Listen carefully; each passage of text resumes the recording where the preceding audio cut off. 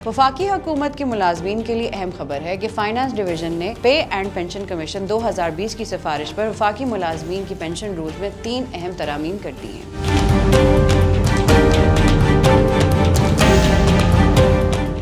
Office memorandum के मुताबिक शरीक हयात की वफात या अहल ना होने की सूरत में बाकी मानदा अहल फैमिली मेंबर्स को पेंशन की मुद्दत को ज्यादा से ज्यादा 10 साल तक महदूद कर दिया गया। अगर मुतवफ़ी पेंशनर्स का बच्चा माजूर हो तो उसे ताहयात पेंशन मिलेगी। अहल बच्चे की सूरत में अमूमी फैमिली पेंशन 10 साल तक या बच्चे की उम्र 21 साल होने तक मिलेगी। स्पेशल फैमिली पेंशन में की गई तरमीम के तहत पेंशन वसूल करने वाली शरीक हयात की वफात या अहल ना रहने की सूरत में फैमिली मेंबर को 25 साल तक पेंशन मिलेगी। अगर पेंशनर्स का बच्चा या बच्ची माजूर हो तो ये पेंशन ताहयात होगी। आर्म फोर्सेज और सिविल आर्म फोर्सेज के तमाम रैंक्स के लिए पहले से मौजूद पेंशनर्स के लिए पेंशन की शरह में 50% का इजाफा किया गया। ये पेंशन अहल वारिसों को ट्रांसफर की जा सकेगी। तीसरी तरमीम के तहत रज़ाकाराना रिटायरमेंट लेने वाले मुलाजमीन को पेनल्टी लगेगी। नई तरमीम के मुताबिक अगर कोई मुलाजिम 25 साल सर्विस के बाद रज़ाकाराना तौर पर रिटायरमेंट लेगा तो उसे पेंशन में कटौती का सामना करना पड़ेगा। पेंशन की कटौती 3% की शरह से होगी। इसका इतलाक रिटायरमेंट की तारीख से होगा। इस तारीख से 60 साल की उम्र तक के बाकी रह जाने वाले सर्विस पर 3% कटौती की जाएगी। इस तखफीफ की बलाई हद 20% मुकर्रर की गई है। इन तरामीम का बाज़ाब्ता नोटिफिकेशन जारी कर दिया गया है। तमाम वजारतों और डिवीजनों को इन तरामीम पर अमल दरामद के लिए OM भेज दिया गया। इन तरामीम का इतलाक फौरी होगा। अमूमी फैमिली पेंशन में तरमीम के लिए जारी किए गए।